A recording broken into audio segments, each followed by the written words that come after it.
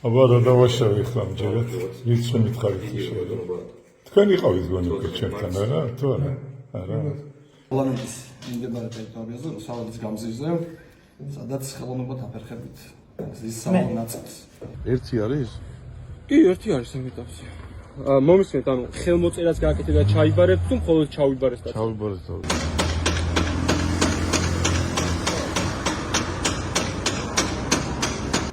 თანამშრომლებს არ უწევთ ხელს. ხელს გადაგიღებთ.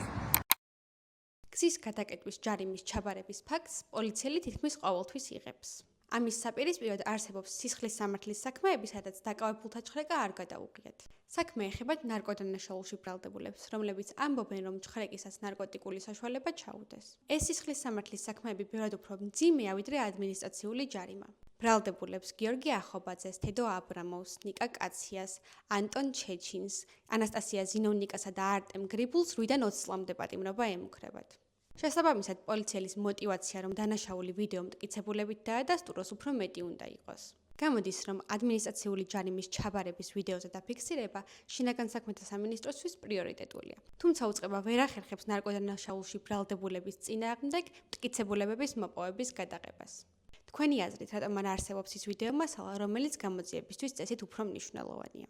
გაგვეზიარეთ კომენტარებში.